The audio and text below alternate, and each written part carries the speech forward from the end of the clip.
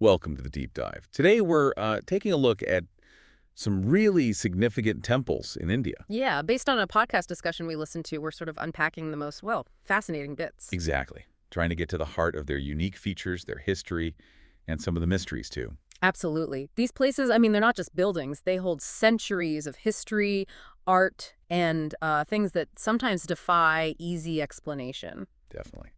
So we've got 8 lined up: Kashi Vishwanath, Kedarnath, Tirupati Balaji, Jagannath, Meenakshi, Brihadeeswarar, Somnath, and Kamakhya. Quite a list. It is. Where should we start? Let's begin with Kashi Vishwanath in Varanasi. Seems fitting, given its age. Good choice. Varanasi, yeah, possibly the oldest living city. And the temple, right there on the Ganges, it has immense significance. The source mentioned this belief about Lord Shiva whispering the Tarak mantra to the dying for moksha, liberation. That's right. A really profound concept. And it said even Lord Vishnu worshipped there. Which just shows how central it is, doesn't it? It really does. But its history is also, well, pretty turbulent. It's been destroyed and rebuilt quite a few times. Right. The podcast mentioned Aurangzeb demolishing it and then building the Ganvapi Mosque. Yes.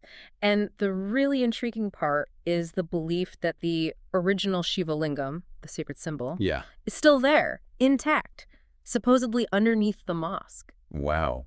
Still there now. That speaks volumes about resilience, doesn't it? It absolutely does. Resilience of faith, sanctity of the site, despite everything. Okay, so from one of the oldest, let's go to one of the highest. Kedarnath. Kedarnath, yes. Up in the Himalayas, Uttarakhand, nearly 12,000 feet, dedicated to Shiva.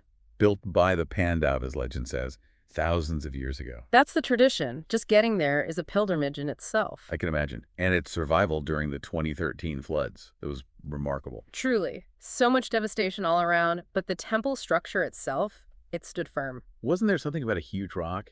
The podcast called it the Divine Boulder. Exactly. This massive boulder apparently washed down and stopped just behind the temple, diverting the worst of the floodwater. Like a shield.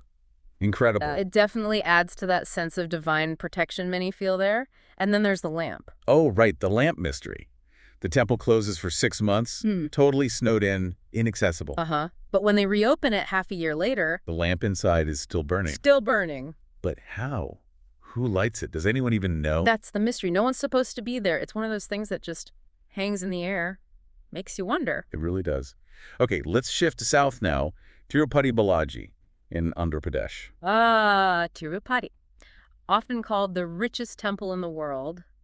And the crowds. Yeah, the numbers are staggering. 50,000 to 100,000 visitors daily. Daily. It's one of the most visited religious sites anywhere. Just shows the immense devotion to Lord Venkateswara. And the hair offering tradition is quite distinct there, isn't it? It is. A symbol of surrendering the ego, giving something personal to the divine. The idol itself is fascinating, too. Yep. There are claims it feels alive. That's what many devotees report.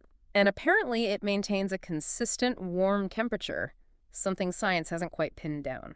Warm. Really. And what's this about hearing the sea? Yeah, if you put your ear to the back of the idol, supposedly you can hear the sound of ocean waves. Strange. It really blurs the lines, doesn't it, between the physical and, well, something else. It certainly contributes to that feeling of a living presence. Okay, from Tirupati, let's head over to Puri.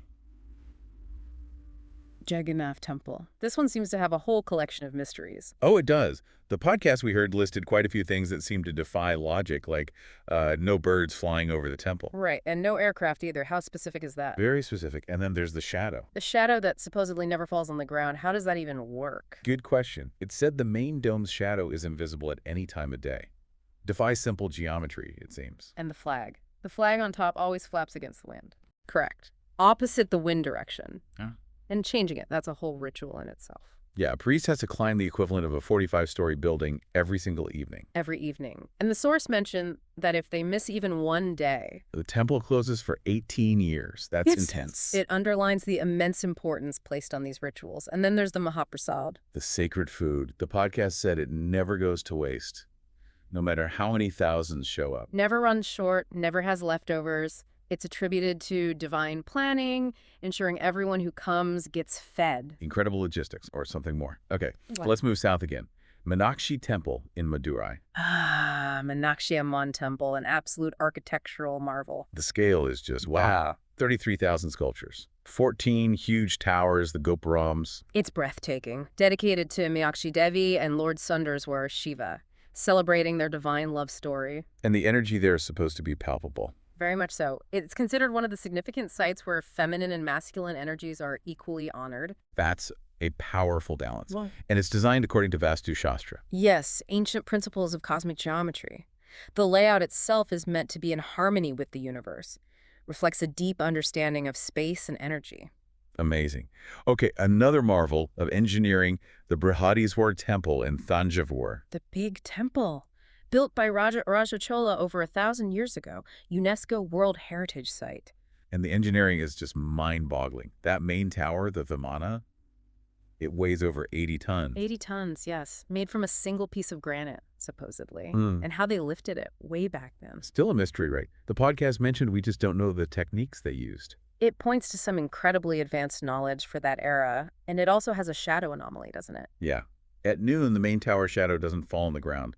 It sort of vanishes into itself. Due to the precise angles in construction, just incredible planning, shows a mastery of astronomy and architecture. Truly. Okay, westward now to Gujarat, Somnath Temple. Somnath, the first of the 12 Jyotirlingas, the sacred sites of Shiva, believed to be originally built by Chandra, the moon god himself. And its history is just resilience personified, destroyed and rebuilt 17 times. 17 times by various invaders over the centuries. Each rebuilding was a massive act of devotion, a refusal to let the faith die. It's an incredible symbol. And there's a geographical point, too. Yes, quite interesting. There's apparently no land mass in a direct line between the Somnath shore and Antarctica, straight south across the ocean. Huh. Like it's positioned on a unique point on the globe. It suggests a certain awareness, perhaps, of global geography or ley lines, maybe. Food for thought. Definitely. Okay, last one on our list, and maybe the most esoteric. Yeah. Kamakhya Temple in Assam. Kamakhya, yes. A very powerful Shakti Peetha, one of the main sites dedicated to the goddess, strongly associated with Tantra. And it's unique in that there isn't a traditional idol, right? Correct. The central object of worship is a yoni-shaped stone formation representing the female principle, and it's naturally moist, fed by an underground spring. And the most talked about mystery is the Ambubachi Mela, the festival. Right. The temple closes for 3 days annually. This period is believed to represent the goddess's yearly menstruation cycle. And during those 3 days, the water in the sanctum turns red. Yes, mysteriously turns red. The source emphasized there's no visible addition of color or anything.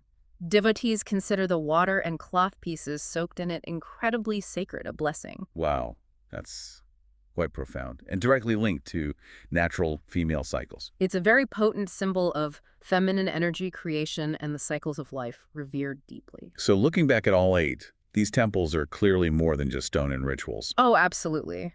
They are living repositories of ancient energy, complex histories, and phenomena that, well, they still puzzle us. They offer glimpses into different ways of understanding consciousness, divinity.